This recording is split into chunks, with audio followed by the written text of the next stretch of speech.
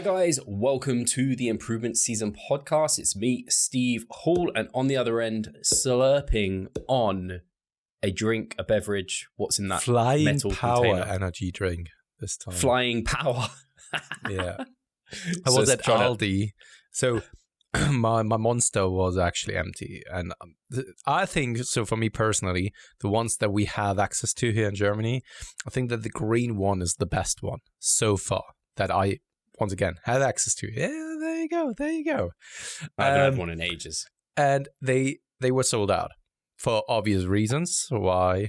Oh, basically what I just said, right? And that's why the only other option was like this one from Aldi. And it's actually all right. Flying power. Are they like half the price as well? I think To a even less. Monster. I think even less. It's ridiculous. So much cheaper. It's always crazy whenever I'm just picking up some Monster. Often I just then go to the supermarket to pick up Monster and maybe some 7-Up or so, right? And I always heavy, so yeah, and I always end up like being super surprised of how expensive it is. I will refuse to buy it if it's much more than like £1 per can. If it's much more than that, I'm like, nah, mate. I can't. When they're selling, Lidl are selling it for like 50p. Yeah, I'm like, I can't justify. I'm always hesitant as well because I'm always drinking, of course, coffee, and I'm ordering my beans and all the kind of stuff. And I'm just thinking like another beverage drink that is then also so expensive. Is it really worth it? But I don't know. When it comes to a recording, maybe this is also, or of course, has turned into something like a habit of mine. Whenever I'm doing a recording, sipping on something like a Monster Energy is something that I just enjoy. Because normally I'm not drinking any kind of energy drinks. It's just always when we are doing a recording. Coffee.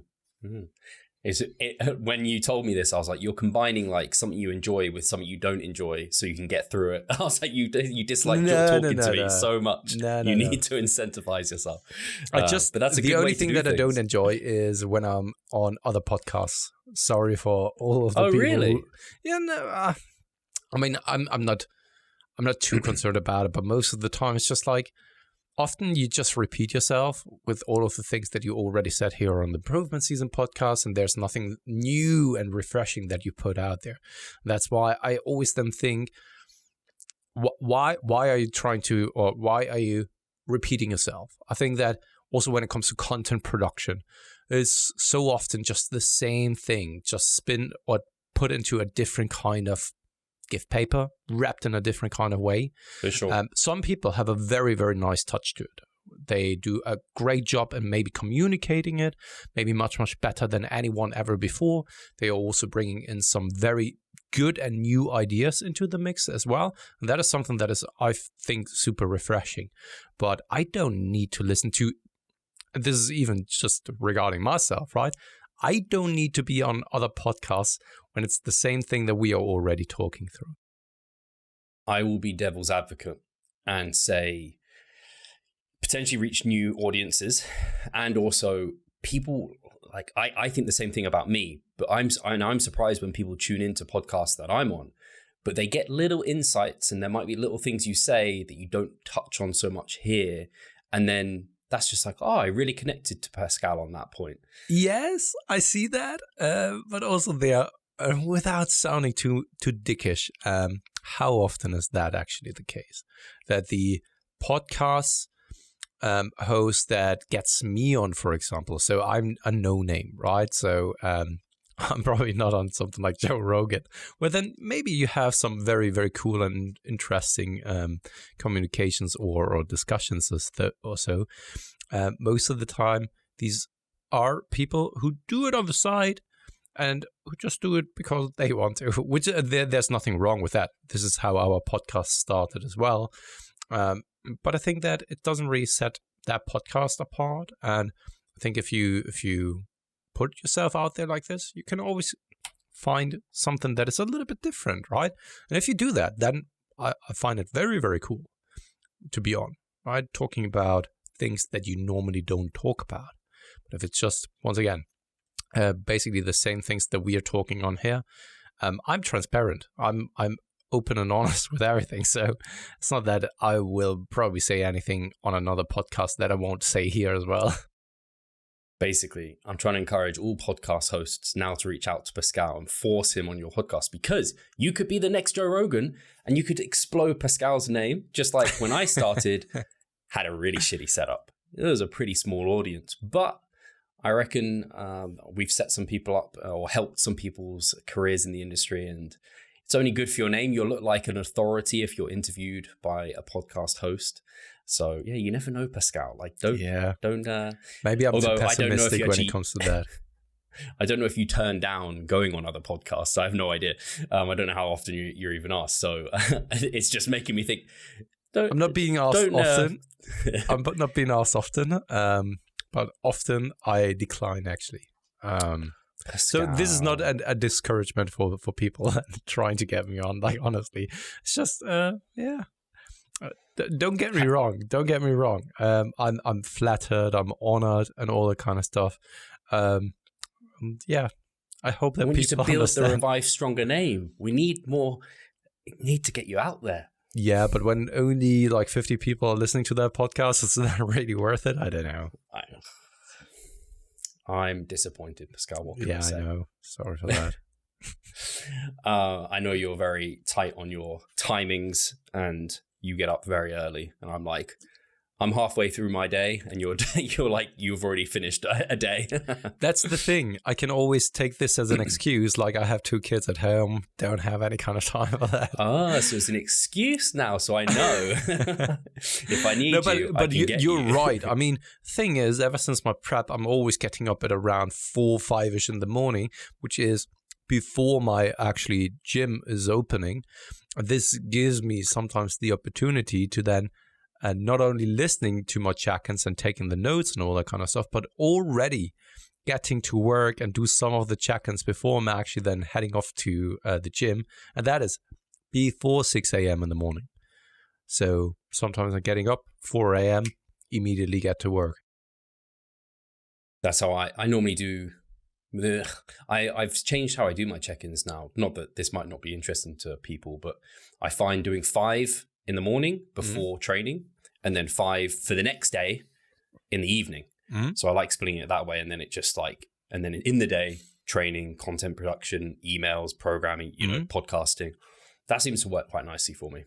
Makes a lot of sense, to be honest. Yeah. I think this may be applicable to other things as well when it comes to learning, for example.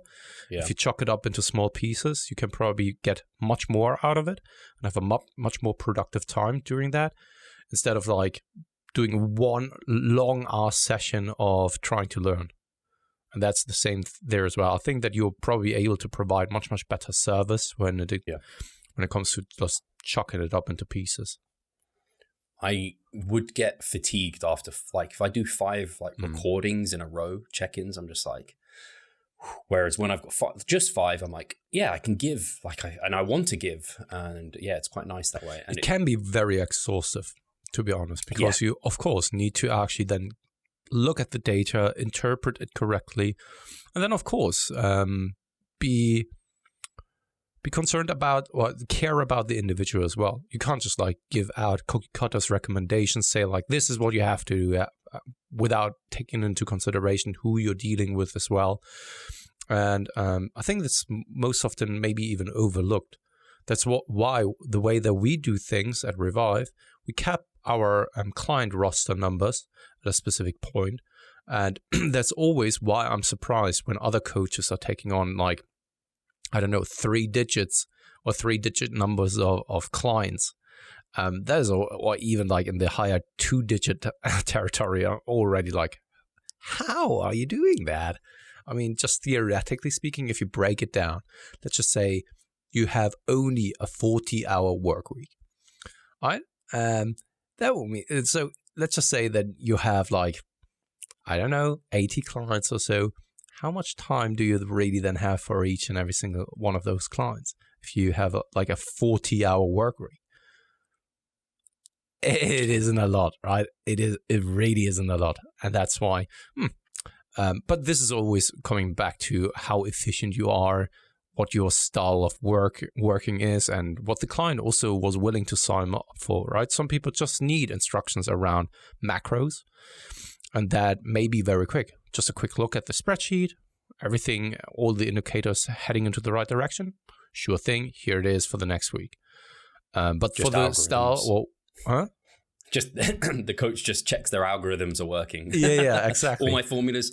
Yeah, that looks about right. Yeah, Chop their calories down. Great. Absolutely. I mean, I don't want to actually judge other coaches for their style, because there are different styles for different needs, right? It's just the way that we do things. Sure. I can't see ourselves getting much higher than the clients or the amount of clients that we are working with. It would just not be feasible because of those things that you actually also then brought up as well.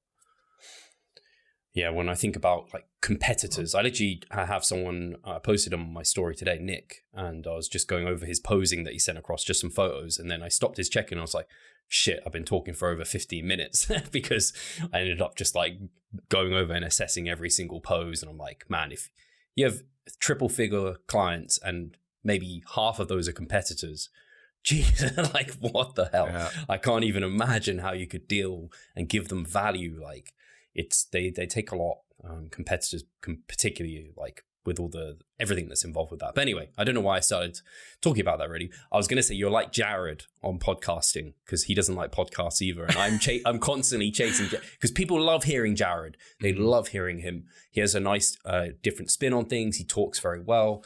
But yeah, Jared Feather from RP, everyone go and chase him and be like, go on the Revive Stronger podcast. We love you.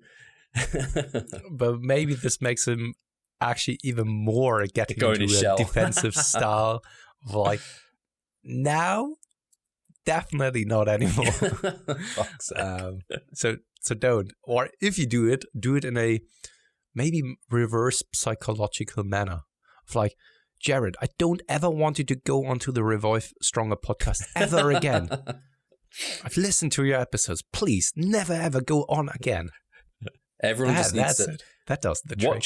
Watch the episodes of me and Jared and just like take a photo and tag it on Instagram. Do that this week, and then next week we'll build upon that and be like, I don't know, I love training to failure. Tag Jared Feather and say RARs for pussies. Hopefully he's never coming on again. And prove myself. Yeah, exactly. Where am I going? So how's the chest? Is it still recovering? How's it going for you? How's training going? Yep. You're deloading next week, is that right? Or the week after? Yes. So my training week is always starting on a Friday. So today is Thursday at the time of the recording. And then tomorrow, Friday, is always my new training week. So it is kind of then starting on next week's Thursday, basically, because this is always my rest day. But I will probably drag it a little bit into then that Friday morning, because on Friday morning, we are then leaving for holiday. We're actually going to the mountains, a little bit of a snowboarding trip. Never been snowboarding like this in my life. I've been once to kind of a snowboarding hole, and it was awful. It was freaking awful. And now I'm very much looking forward to actually being in the mountains and actually then getting down there. And it's the perfect timing with, I said it even to you offline, with the geopolitical situation at the moment, just getting away from the news outlet, because it's just like, to me, actually, it causes a lot of anxiety. And I've never had that in the past. When you're younger, you're not really following the news. And I assume that, well, not just I assume, but when we were younger, right? Like, early 20s, something like that, right? You didn't really follow the news that much. At least I didn't. And that's why probably a lot of shit still went on in the world. And I didn't know anything, or I couldn't care less, because I was so ignorant to what was going on. And now with family at home and all that kind of stuff, it caused a lot of anxiety. Maybe also because like the last 2 years it has been a shit show what was going on in the world. An utter shit show. And it doesn't seem to get any better. That's why I'm just like very much looking forward to just getting also away from what's going on in the world. You can call this ignorant. You can call this like denial. And maybe this is. But that's all right for a temporary amount of time. Take care of number one. Mental health is important, definitely. Yeah. So that means you're overreaching next week, is that right? Yes. That's the kind of goal. How are you feeling for it? You feeling Good. ready? Yeah. Good? Yeah. Pushing to 1-0 area and all that kind of stuff. It's always the part where you then need to actually stay very focused and concentrated. You went through it yourself, I think last week, Steve? No, the week prior to that. Deloaded last week, so yeah. Yeah. And you know what it's like. When you really want to go there, you have to stay focused and concentrated, because otherwise you're kidding yourself. And this is maybe also where it then stems from, where people are saying like, people don't know how to train to failure, because when people are not focused, they're just like sitting down, putting themselves onto the machine and just like start the movement without actually getting tight, without actually bringing the intent, focusing on what the actual task is. Then I can see that it's not really training to failure, right? But if you really then sit down and think about it, bring the intent, bring the intensity and all that kind of stuff, like it's a soul-crushing week. And one of my athletes just recently said, like, he's now in a contest prep, had his lower body sessions, is already 12 weeks in, and he just said, like, man, the lower body sessions, they crush me. And it was like 2 hours, and he said, like, I don't know why other people are saying like RER training is not hard, because he really brings it, and he doesn't really have a lot of sets in there. But his intent and also the concentration is just what it's supposed to be like. Yeah, I completely agree. If you're going through the motions, then yeah, sure, you're going to switch off and you'll never actually truly reach like the proximity to failure. And I can absolutely see if someone's training like that they're just not training in an overloading fashion. But yeah, like you mentioned, to really it's like when you, in that final week of training, you're in your most fatigued state, so it's the easiest to like miss guidance. And so particularly on like leg days are the perfect example. You have to get in the fucking set and stay in it, which is why I posted my Versa grip slipped off in my straight leg deadlifts, and I was in the set and it slipped off, and I was like, for fuck's sake, because I was like so intent on hitting that. Yeah. And some people looked at that and they're like, I totally get why you were like that. And some people messaged me and like, dude, that was super cringy, like, why did you post that? I was like, I'm just being real, like, this is, and I'm not someone who is like verbose and like often swearing. So there's just, I was on for a PR, it was going incredibly well, I was in the set and it just fucking slipped off. And I was also thinking too, when it slipped off last time, I was like, last time it slipped off on straight leg deadlifts, Jesus, I need to make sure they're tighter when I start the set. So yeah, on that note, are you on for any personal bests yet? Are you in that sort of territory yet, or are you so still funny rebuilding? Enough, yeah, for my hack squats I am, which is very surprising. Awesome. For my SLDLs, I'm far away from my all-time best. It's crazy how the body parts then have developed over the past couple of weeks, ever since then the contest prep. And yeah, hack squats are up there, which feels amazing, to be honest.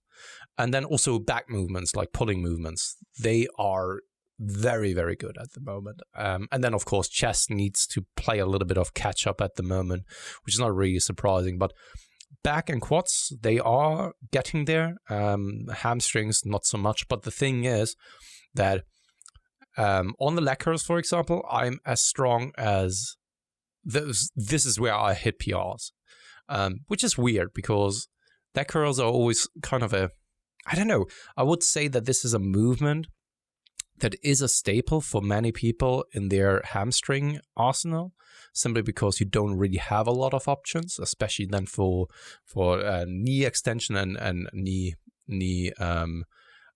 flexion. And for me personally, it is, if not the best hamstring movement of them all, and both like seated and also the lying one. I get so much out of those, which is very interesting. Yeah. That then also the hamstring movement for something like the SLDLs hasn't really been like hitting new PRs or so. Interesting. Well, it's a good sign that you're hitting PRs though, like already so soon into an improvement season. I think that is a good sign of a successful contest prep and then a successful recovery. If you're already like post-recovery, you're already on target for PRs in that like first mesocycle. Yeah, and we must take into consideration that I'm only at around 76 kilograms, right? So yeah, that is great. My weight, weirdly enough, jumped up and never really came back down here over the past days. And I haven't really increased the calories or changed anything about my nutrition. Just made all of a sudden a massive jump. I was just like, I even took a note for myself in the spreadsheet of like, what the fuck? No idea what is going on here. Do you take notes for yourself as well? Sometimes, like if I when I got my tattoo, I was like, got a tattoo, was very inflamed, and like so I can get stuff like that. So yeah, I will make a few notes. I wish I actually took more. So you've reminded me, whenever I think to make a note, I should, because it's quite nice looking back and seeing them there. But yeah, I call those growth spurts. You had a growth spurt in your mass where you suddenly just, because that was the weird thing for me. I don't, in my deload week, typically my weight just stabilizes, but I kind of hit like 184 pounds and it shrunk all the way back down to 182. And I thought maybe I'll rebound back up during this first week, but it seems to be not going that far. So I'm like, man, I probably wasn't in as big as a surplus as I thought, and I need to push more food because I just personally don't like the idea of having maintained for like 5 weeks. I'm like, fuck, like a surplus could have just made that much better. So let's make sure I'm eating enough. No, absolutely. One more thing that I wanted to say is on the thing around failure training. I couldn't see myself training like the last week of my mesocycle, the entire mesocycle through. It's mentally and also physically so exhaustive. Like so before each and every single set, I'm really sitting down, really trying to focus. And even then in the sets themselves, I'm kind of aiming for the RER. It's not necessary that I'm aiming for a specific rep range or a rep target. It's more like have kind of a number in mind, right? Because it's 1 and 0 RER most of the time, you can actually really just like try to grind things out this time. And before that, I always try to convince myself like I have then things in me and more in me and I can push. And then even sometimes in the set themselves, when I approach, let's just say like leg curls, right? I'm there, sitting there, trying to really have like constant or continuous technique so that it's not breaking down. And I'm just sometimes talking to myself and be like 12, 12, 12, 12. And when I'm coming closer to that, especially then I'm repeating that in my head so that I actually get there in order to really kind of push the boundaries. And I couldn't see training like this each and every single week. It is mentally and physically so exhausting. Hi guys, Steve here. Just wanted to take a moment of your time to remind you of the Revive Stronger member site. Inside you'll find a thriving forum, a growing exercise library, presentations, research reviews, and courses. If you want to get involved, sign up via the description. Yeah, I often will be like, I know I've got like a few reps left and I'll be like hyping myself up. You'll see me film these and I'll be like, come on, one more. Like just chanting to myself. And I've got these headphones in, so I can't really even hear myself because the music's blaring. People just look at me like, what the fuck's this guy doing? But like you said, like you finish that week and you're just like, I said the analogy in one of the reels I did this week. I was like, it's like a sprint finish. But if you're not finished and you need to do it next week, it's like you can't. You're just gonna hit a brick wall. I have not. I think this is where people say those who say they train to failure every week aren't actually training to failure every week. They're probably leaving reps in reserve, especially if they're advanced and they're able to add load or reps. It's like, you really think you could do that on a week-to-week basis on a movement you have had in for a while and you're not kind of relearning? I'm not sure that you can adapt at that speed because you'd be Ronnie Coleman in like, I don't know, a couple of years or something. Yeah, no, so, absolutely.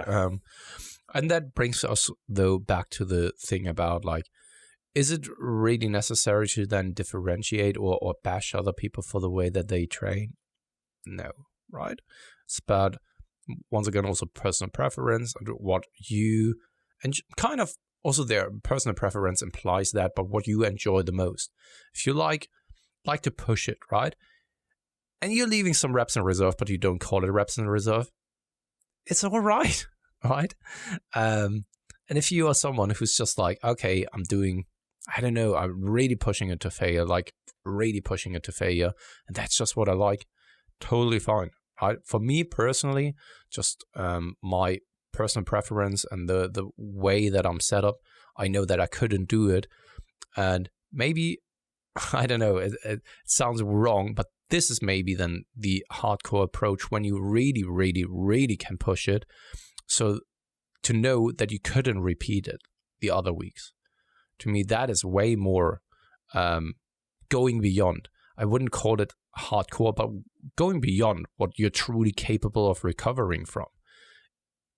Right? Yeah, I know it sounds controversial. It's every week before my deload is a week of training that I'm like, I can't repeat that. I couldn't repeat that next week. There's no way in hell I'd be able to do it. And that's, I guess, where you're trying to overreach and go beyond, because that's kind of progressive overload, right? Like you do an amount that your body, like, I forget who it was written by. It might have been like, I'm just going to say the name Bondarchuk, just because I know that's someone who's written something along these lines, where it was like, once you're advanced, you have to present such an overloading stress and then pull back to allow recovery to see results. Like you can't just have this like eking up little amounts. It's like the people who are trying it's like in a mass phase, having your focus as trying to prevent as much fat gain as possible. It's the same way as in a kind of like training, trying to prevent deloading for as long as possible, as if that's not the goal. The goal is not to train for as long as you can and prevent deloading. It's to gain as much muscle as possible. Same with like nutrition. You're trying to gain as much muscle as possible, not reduce as little fat as possible. Obviously, you can go into a huge surplus and gain loads of fat. That's not the best way. Same with, you could train really hard and have to deload immediately. It's not the best way. There's that sweet spot, and that's what we're kind of trying to always move within across time. But to be fair though, I know that people could be overthinking it as well when it comes to periodization. And also there was kind of a question just recently over on our Facebook group when it comes to the leucine threshold. These are things, in my opinion, that I would say 99% of the people don't really need to care about. Me, myself included. I think it may be a good thing to understand maybe the mechanisms behind it, especially when you are a practitioner who's then working with a specific demographic for who's it appropriate for. I don't know, maybe elderly individuals or so. But a meathead, like honestly, someone who gets in sufficient amount of protein, who trains regularly, there are so many other things that you can think of before. And if you then want to go in such detail, then I would even say and go as far that it doesn't then even matter at all anymore. Because how much are you expecting to get out of a marginal thing like this? Especially when you are eating plenty of protein already, does it really then make a huge difference if you're then trying to, I don't know, increase the leucine? I don't know. I have where I'm coming from with this, or trying to say, is that there are so many other things that make up so much more. And once you're taking off those things, the other things, they become negligible to really think about.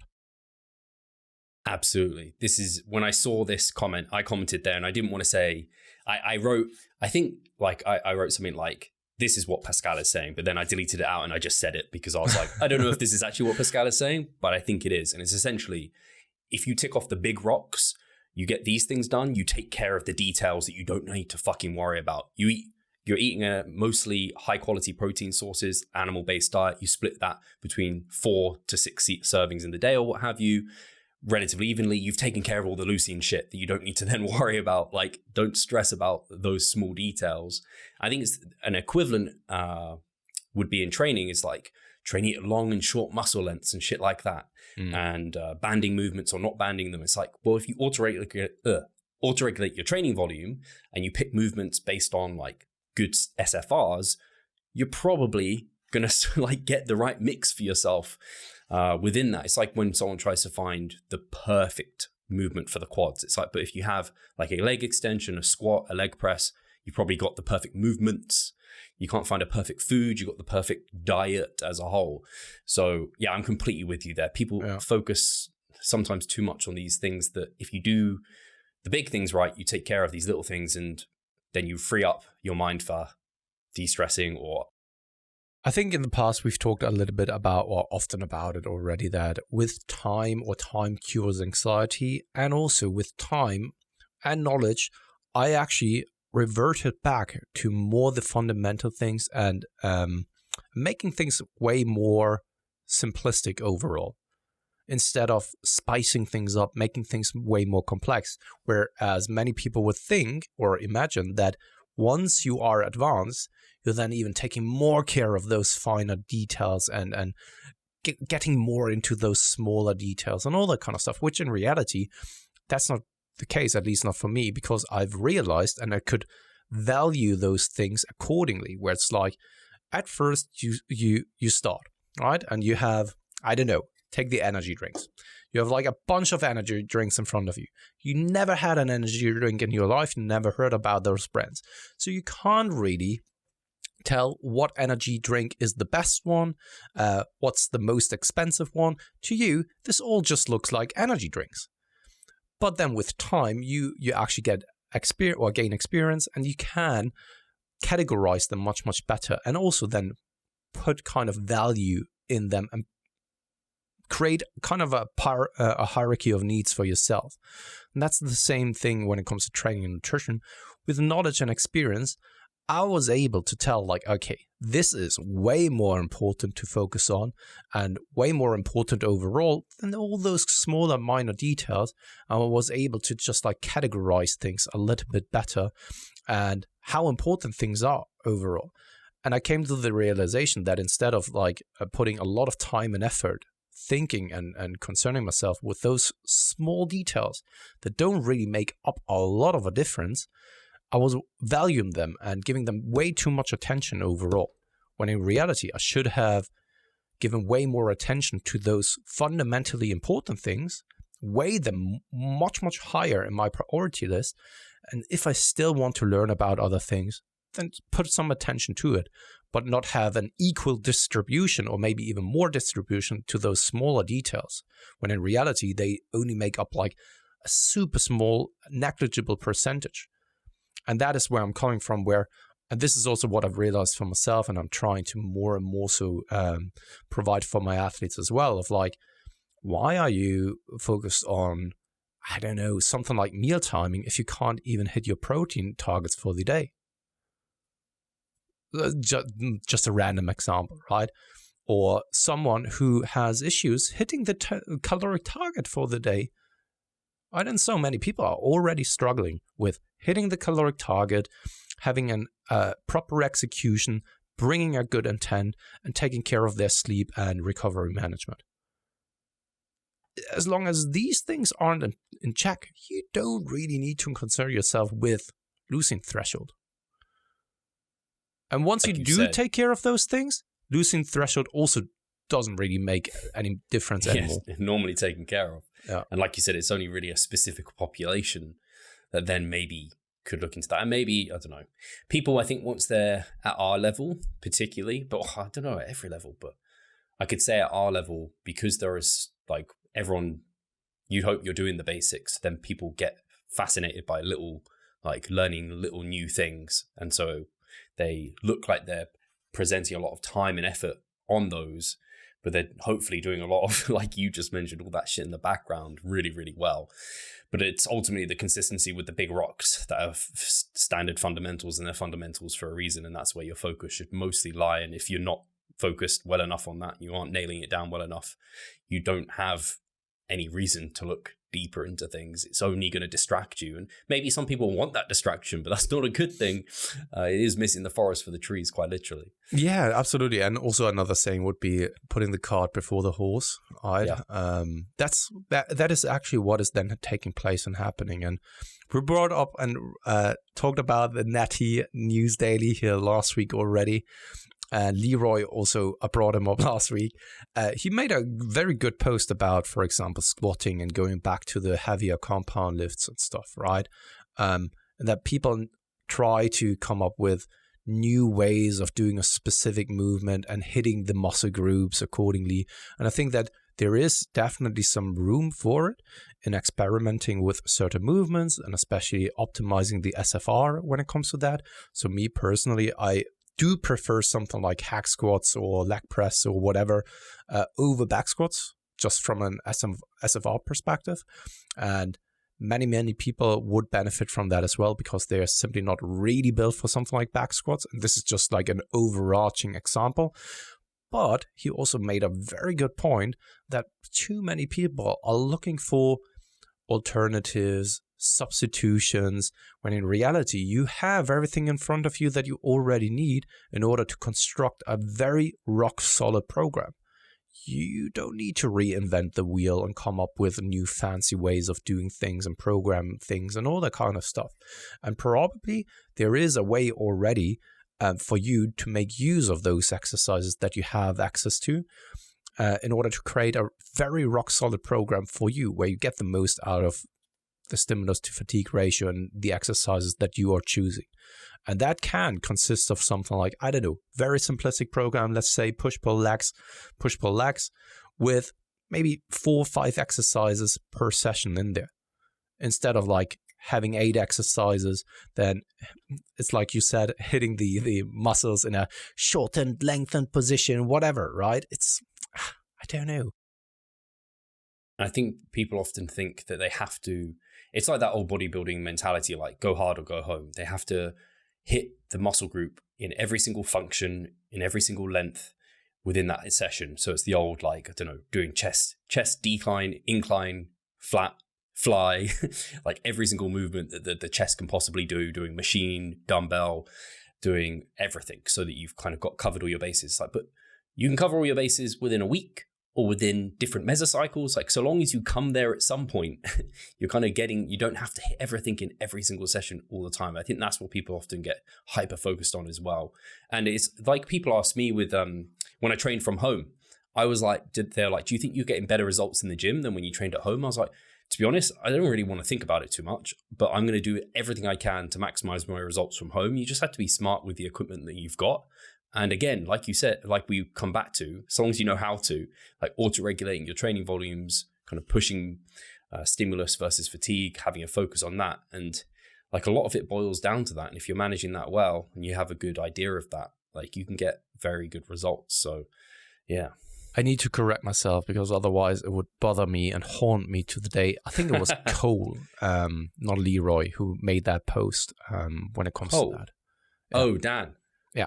Maybe both of them said something similar, I think, maybe. Yeah, could be. I can't remember. I saw Leroy did something on his story. Cool. Yeah. The guys at Natty News, go follow. Yeah. And yeah, no, absolutely. And the thing is, once again, how much do you think that you really need in terms of, for example, the volume overall? And can't that be covered with the exercises that we have at our disposal? And yeah, I just think that too many people think or overestimate of how much volume it is that they need. And maybe, just maybe, you need that much volume because you're not really getting a lot out of the exercises that you have in your arsenal at the moment, and you are just compensating for that. Because I do remember that when I was still squatting and it was very, very heavy, that the first set was already kind of ripping my quads apart. And if you then think about this, right, and you don't really get that stimulus from something else, maybe you need to then do like 3 or 4 sets of a different exercise to get the same outcome. Yeah, it's funny. Often I think of Mike. He often uses the kind of leg extensions versus like hack squat or something, and you could almost never do enough like leg extensions to make up the stimulus here. And then it made me think today, I did leg extensions today and they actually really fucked me up. 2 sets of leg extensions. So I was like, whoa. Did I tell you? Yeah, sorry. Did I tell you about my leg extension and the way that I think I did, right? Where I was just like, okay, right now I have a setup like this. So the pull day that I did here yesterday, for example. So pull day in the sense of like lower body pull day. I was doing SLDLs 2 sets. leg curls 3 sets actually. And then formerly I had like leg extensions and then followed by Smith machine squats. I always felt like when I was going into the Smith machine squats, it was just feeling like junk volume, to be honest. I was going in there, needed to actually drop down the load so significantly. And whenever I was in that movement, I was just feeling like, what even is this? I can't even, so my legs are just like jelly. But I was only doing like 2 to 3 sets of leg extensions before. And I was just like, that can't be it. That can't be it. But I was able to hit my quads to such a high extent on the leg extensions that everything that follows is just like utter garbage. It doesn't really add anything to the mix anymore. So that's why, same as you, I would back to default when it comes to that. You would particularly like the leg extension at Yorkies because it's a strive one, so you can emphasize the lengthened position. So then when you come up, like it feels like, I don't know, it just feels better because obviously you're stronger in the lengthened position, so you can load that more. And obviously that generally leads to more hypertrophy as well when you're kind of loading lengthened, although I guess it's a movement that doesn't generally, it's not like a big, heavy lengthened movement. Like you get that a lot through like a squat pattern. Anyway, I won't talk about that too much. Basically, leg extensions, everyone's individual, right? So I think that's something I would really say to people is I've definitely been there where I've focused on maybe someone I look up to and I've been like, oh, they really like this movement, so I should like that movement. It should work well for me. And I've been stubborn to like do it. And I'm like, just feels like shit. Or maybe they think, I don't know, another movement's complete trash, but you do it and you're like, that feels really good. But they say it's trash. It's like, pick what movements work well for you. Focus on those, the fundamentals and not the kind of those individual. They've individualized it to them. Now you individualize it to you. I have a very good example on that. My current gym, they have a lot of hammer strength machines, which is great, right? But mostly just for the upper body. But they have like the 3 different variations for pressing. So the plate-loaded normal press, the plate-loaded incline press, and the plate-loaded decline press. Everyone was using that. And I was thinking like, or everyone is using that, basically, right? You see John Jewett, Charlie is using that. I don't know if you're using that. The decline, like plate-loaded one. Yeah, the plate-loaded one. At the moment, I am using a decline plate-loaded, yeah. And I had a look around and everyone is kind of using it, right? And I am. So on every single machine of those, I'm trying like, is there anything that I'm doing wrong? Should I actually use a little bit of a wider grip here, closer grip? Where do I need to position myself? So how high is the seat supposed to be? Because you have a lot of settings, right? And I've tried everything. And none of these ones work for me. They all feel weird, no matter what I'm doing, no matter. And I've even tried to actually take one of those Reebok step up things, right, and put it behind me to maybe be in a slightly different position and also being able to angle myself differently on that machine. Nothing that I'm trying does work. And maybe I'm doing something wrong. And someone can give me some kind of instructions or any kind of recommendations of how to best set these things up or what to look for. But I simply can't make them work. And then there's this one matrix chest press machine, like just like a proper machine, not like a plate-loaded one. Amazing. And you can even there adjust the angle of the pad, of the back pad. And sometimes I'm using that as a decline press. However, then the range of motion is a little bit limited. And sometimes I'm actually using the full range of motion like a normal chest press rather. It's amazing. It's amazing. And that's the same kind of example that you brought up of like, you see everyone else doing that and you're just like wondering, what are they doing? What I'm not doing? And why are they preaching it or kind of preaching it so highly and talk so highly about it? And I'm not really getting anything out of it. I'm trying to think if there's any movements like that for me. But I think I get pretty decent from most things. Like all of those chest press machines, I'm like, yeah, they just... Yeah, I'm actually, it's you and your chest, right? No matter what you're doing, it's kind of... The biceps and the chest has always been the body parts for you where you're just like, can do whatever I want. I always feel it but there. I need a bigger upper chest particularly. But the reason I'm using machines at the moment is because I've actually got like my shoulder it just flares up when I use free weights at the moment. So that's why I'm stuck to all the machines. Although I am, like you said, I'm getting a lot from them always. Do we need to do a muscle group, by the way? Because we did forearms. I mean, we talked a lot about the quads already. So maybe we want to continue talking about the quads. We said something about leg extensions, for example, talked about back squats and also different variations there in terms of hack squats and so. But let's address it a little bit more in a structured manner. Let's talk first about kind of what are your go-to movements when it comes to quads and why? So for me in the past, it was always like I'd always do a back squat. And I did low bar, high bar. And the more I moved towards like feet a bit closer, heels raised, kind of high bar squat, where I wasn't like bracing hard every rep and turning it into like a powerlifting style squat, I did get a better and better stimulus to fatigue ratio. But even then, squats for me, I think have been fantastic builders of like my glutes and my posterior chain and also maybe my adductors as well.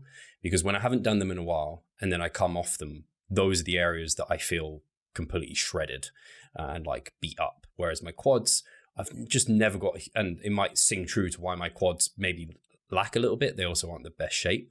So for me, like a back squat isn't necessarily amazing for me, but I think it's a good movement for a lot of people. And squatting in general, I think is an important movement to learn. And heel raised, closer stance generally kind of forces more knee flexion, more emphasis on the quads, which I think is a good thing. So I like that and not bouncing out of the hole.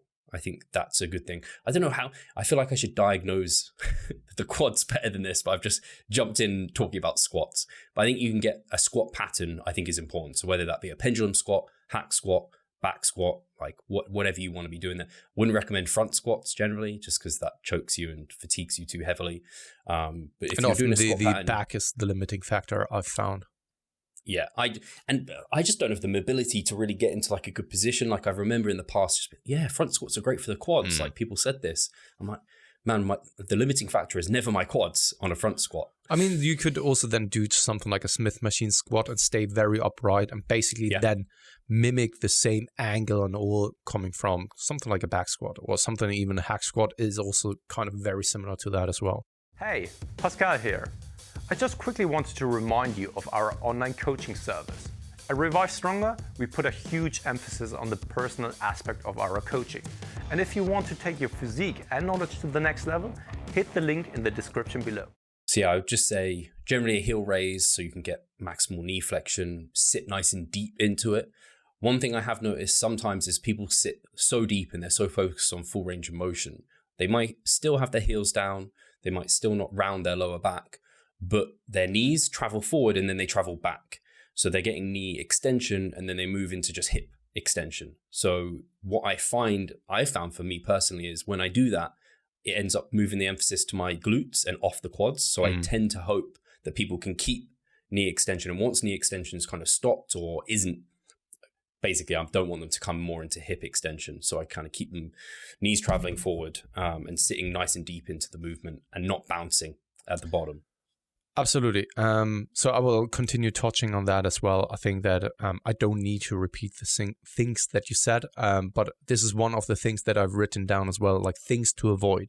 I think one of the key things, especially for deep knee flexion movements, is kind of avoid bouncing, because one of the typical things that I've seen with a lot of my athletes, and also myself even, is whenever you're bouncing out of the hole and people complain about knee issues, the first thing that I'm asking them is like, send me a phone video of your squatting movements or squatting patterns, and let's have a look at them.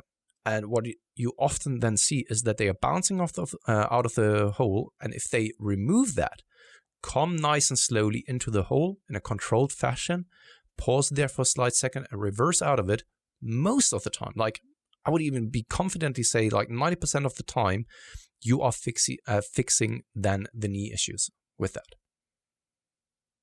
Agreed. That happened in my contest prep, actually. I was just like, my knee is starting to niggle. I'm going to pause these instead. I wasn't bouncing out, but even just controlling it down after a while, it's just wear and tear. So I think a pause is a great addition. I don't think it's a must, but I definitely think doing pausing now and then is a great variation for like sitting in that deep stretched position, which we know like the length, that is where you're truly in the lengthened range for the quads, like especially if you're getting really good knee extension. So yeah, I very much agree. And I think that kind of applies also then to the leg extensions. Once you are in the stretched position, just don't bounce into that and come up again. That's what I've found as well. And also there, you don't really want to, at least also that's my experience, you don't really want to be overly aggressive and just throw it up there. I have the feeling that when you really come into an extension and don't overextend, it's way healthier than on the joints, and you can really much better stimulate the quads in that you really try to squeeze the quads when you're in full extension and not just like throwing the feet up. You know what I'm talking about? Basically have control. Yeah. Like make sure the muscle, like you're not just driving up through momentum and then you lose control. Definitely agree. And even a slight pause at like extended, like it's really, really humbling to add a pause at the end of a leg extension. Actually, I try to sometimes. So I'm like, yeah, I paused that just about. Yeah. I mean, it's cool when you're just like in the groove and you're just like throwing the weights up. But this is a good kind of indicator when you're throwing it up and there's a small part of the lift where the pad is leaving your legs because you're throwing it up too much. I think that was way too fast.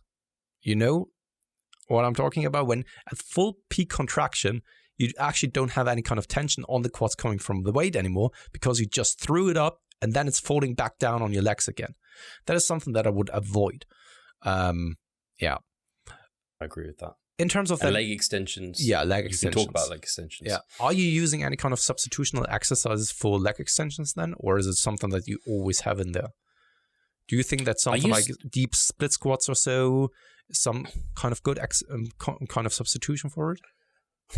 I generally really like having a leg extension in there. And normally it's kind of a staple, kind of like a leg curl pattern. Mm-hmm. And you haven't got like a lying leg extension and a seated leg extension. You've just got leg extensions. So you could say maybe like a sissy squat could be, because that's similar, but you're not really training. You're training the rec fem. I think Brad said he's got a study coming out on like sissy squats versus leg extensions and what the difference in growth is.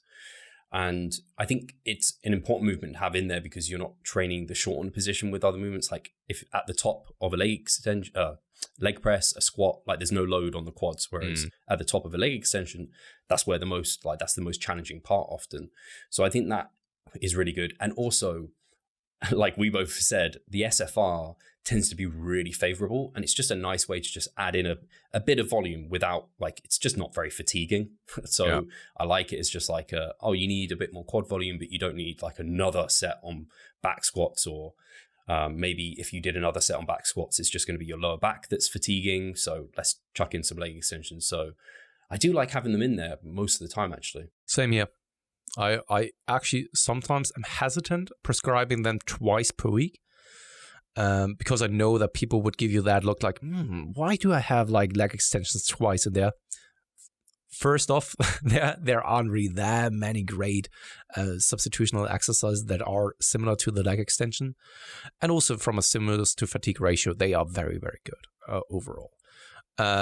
Things to avoid there as well is, in my opinion, on the leg extensions in particularly, is once again that swinging kind of thing. But that holds true universally, in my opinion, that you don't really want to use too much momentum.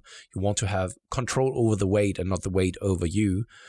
And also things to avoid is going too heavy and too much in lower repetition ranges. What I like to see is to stay somewhere in the range of 10 to 15, primarily speaking. Everything below that, I've never really found it to be productive overall. Above that, you can go there at times, but I think that 10 to 15 repetitions is what I've found kind of a sweet spot for something like leg extensions. And at times, of course, you can use it very well for metabolite styles of training. Rest pauses, my reps on something like leg extensions is killer. I agree. Not below 10 reps. I don't see that being fruitful on that movement at all. You can just, a lot of these things, you can just try them. And if you're like, oh, below 10 reps feels amazing for me, I'm not going to say that's the wrong thing to do. But the majority of cases, I just find it's awkward, uncomfortable. It just feels like, it just feels all in the joints and not really in the muscle so much. So I like 10 plus. I have prescribed like 10 to 20. I really like that range. If you're going above 20, it starts being a bit like metabolite focused anyway. But yeah, you could do leg extensions into sissy squats, like, and you'd wreck your, literally wreck your rec fem. You'll get like shortened and then lengthened position, what have you. But even like leg extensions into like a goblet squat or something, like you pre-fatigue via the leg extension, go into a lunge, great for metabolites. And even doing myoreps, like you said, like that, it's just killer because you almost occlude the quad in a way when you're sat there. Like it just starts, like if you stay seated, you just end up accumulating all these like just, it ends up burning like hell. Oh, it always depends on the machine though. One gym that I'm training at has like a huge stretch then, because you have like, it's so versatile that you really you need to squeeze yourself into the machine, right?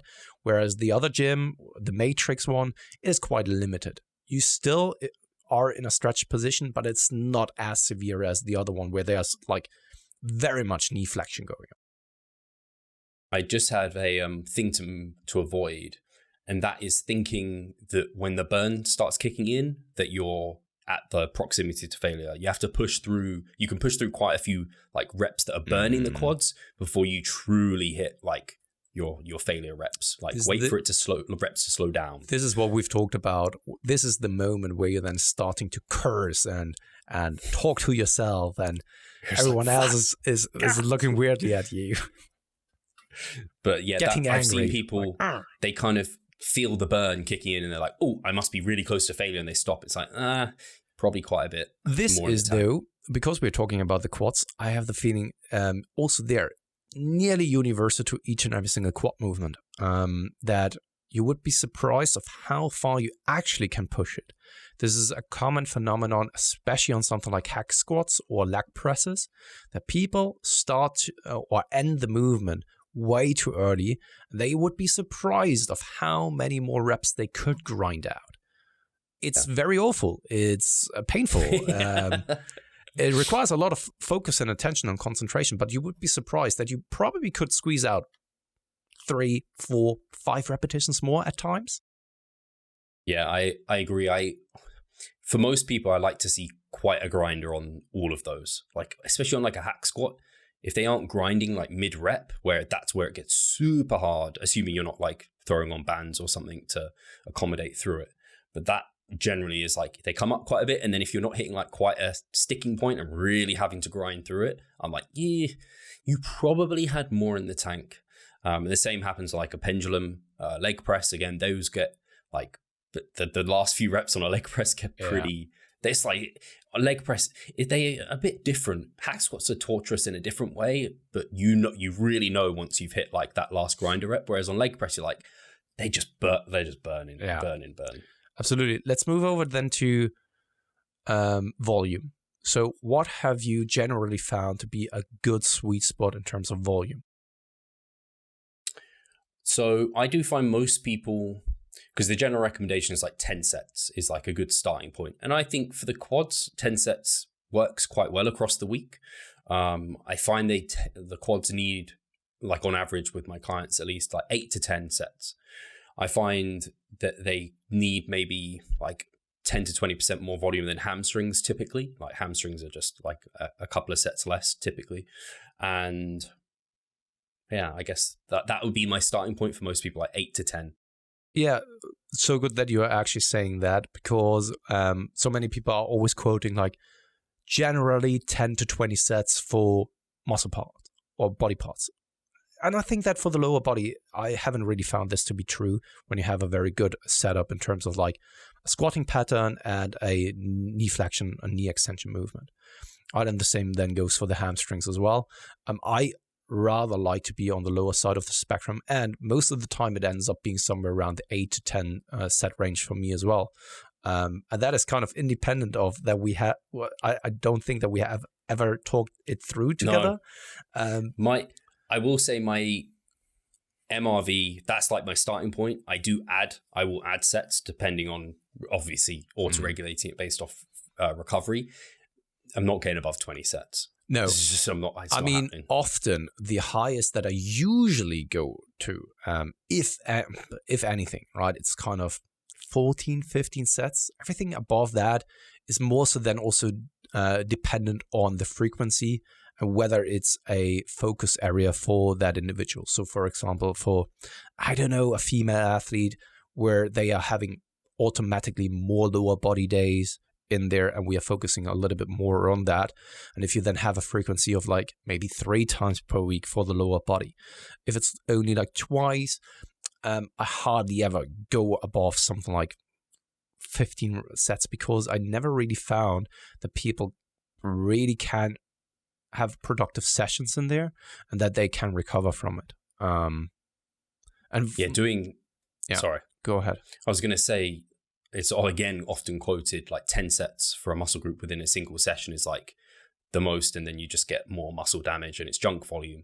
10 sets for quads in a single session, unless you've got tons of leg extensions in there or something. Woof, that's a lot. So, and for me, even when I am getting maybe close to 20 or like a bit above 15 sets, that's because for me, quads are always a focus. Hamstrings are always on the back burner. Glutes are always just forgotten about. And I'm at the moment training quads 3 times a week. So it just allows for a higher amount of volume for me to be able to do. But I'm the same, like for you, like quite often, especially I notice this with guys who have just great quads. One of my clients, Mitch, his quads have been on like MEV. We just stick them on MEV and he just like literally he must sit around 10 sets or less. He just gets, his quads just grow like nothing else. Like some people are just hyper responder quad wise. You can just see it with their quads just huge. You're just like, what the fuck, dude?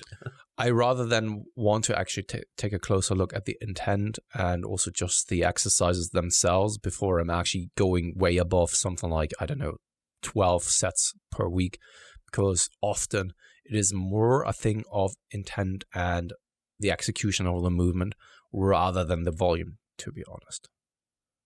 Really important to watch that.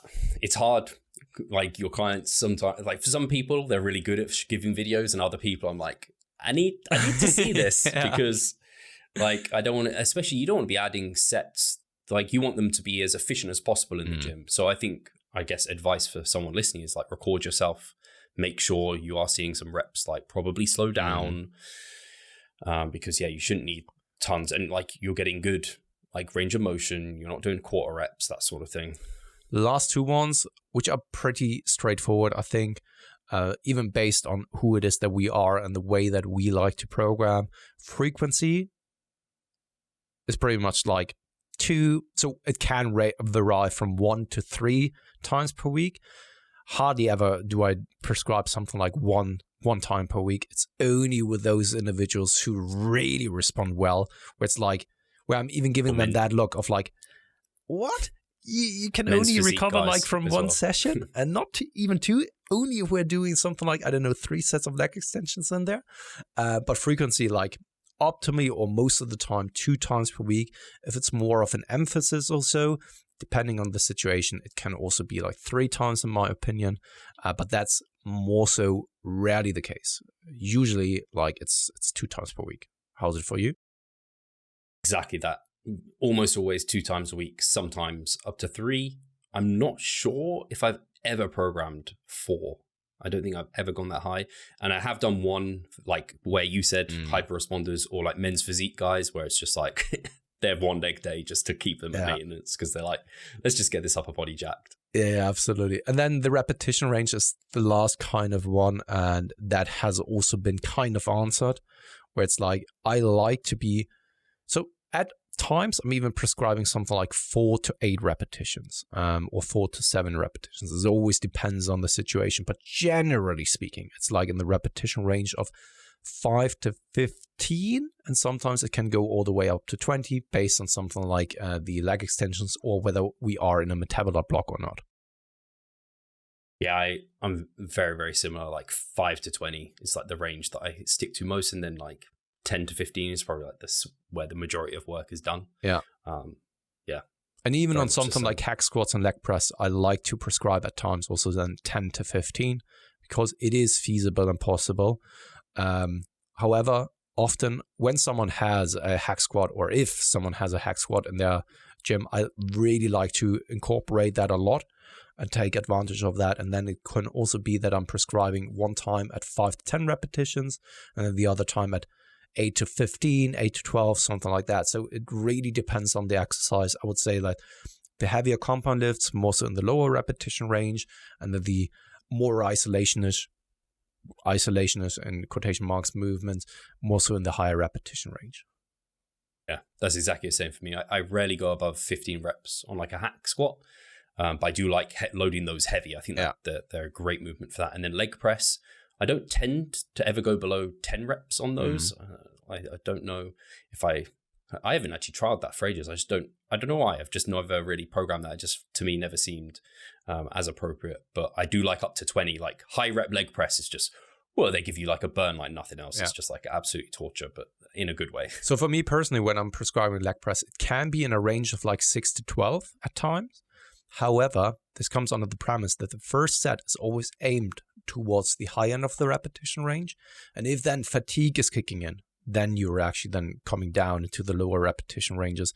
But it's not that you are starting at the lower repetition range and then over the next couple of weeks, you're trying to add more and more repetitions. I don't really think that something like a leg press is the best way to go about this, to overly low to heavy. What I've found is always that it doesn't really feel great. Yeah. Agreed. Absolutely. Hopefully we've given enough of an idea about. Do you have any kind of training? Last words in terms of tips and tricks? I mean, we've covered it in terms of like having it controlled, not bouncing too much. Are there any kind of tips and tricks that you're thinking of? I would say I have never, for the majority of my lifting career, I've not had a good leg press available to me or had hack squats. So if you feel like we've mentioned those two movements quite a bit for good reason, because they can be great.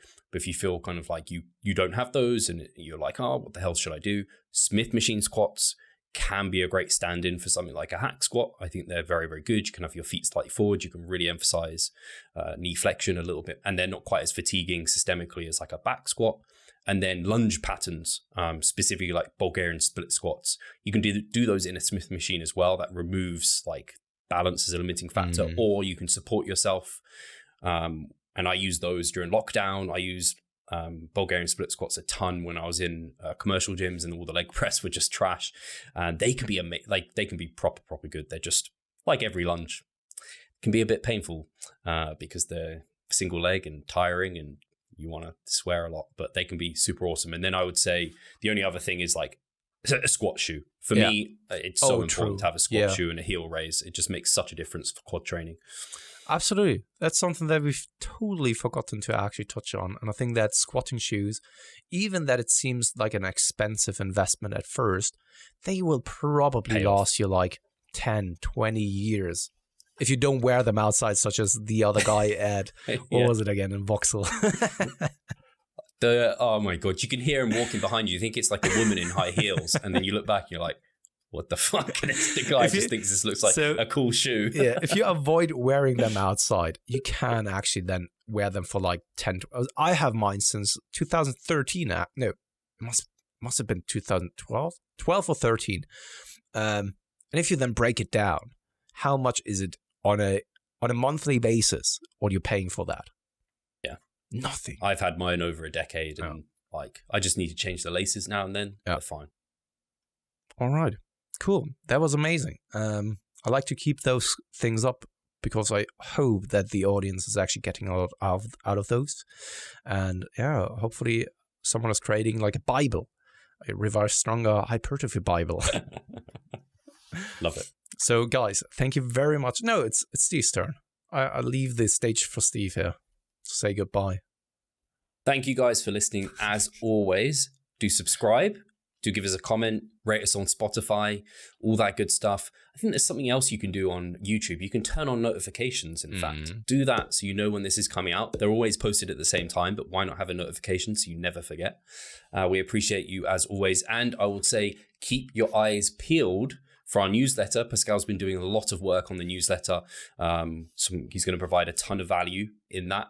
lots of educational stuff. If you like this, if you like Pascal, he's yeah, if you like dick pics, you better be subscribed. And also, if you're interested in seminars and things like this, that's where all the news is going to be. And there's going to be some big news this year and in the coming weeks and months. So definitely get yourself subscribed. That'll be in the description. There are so many weird things out in the world, and I wouldn't be surprised if there's a newsletter that is just sending out one pic each and every single week that only contains like a dick pic. And then you can, I don't know, rate it. Whatever you do with that, I don't know. I wouldn't be surprised. There's so many fucked up things in the world. Anyway, on that schlongy note, I guess I speak to you guys next week. Cheers. Bye, guys.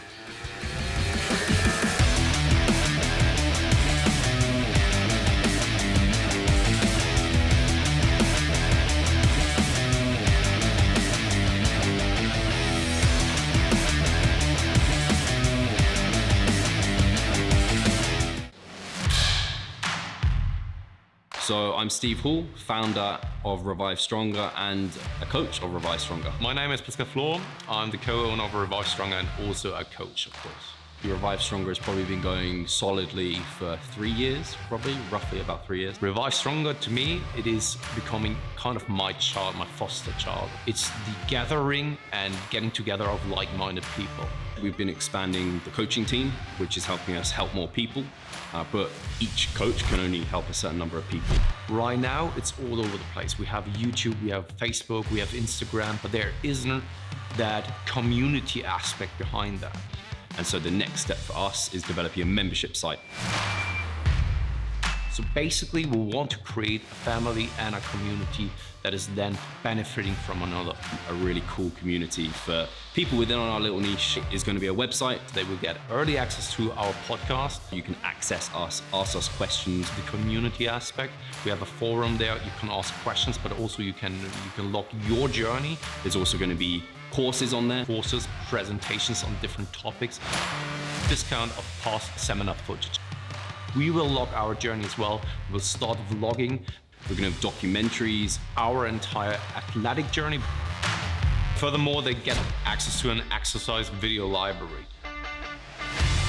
The exercises that we love for hypertrophy and maximizing hypertrophy, we're going to go through those in depth, telling you how to execute them. We kept them concise and also mobile friendly so that you can watch them in between your sets. I'm super excited to grow this community. The amount of value that we're going to be delivering is huge. And I'd love you to be part of it. You will get so much out of that. I'll see you inside.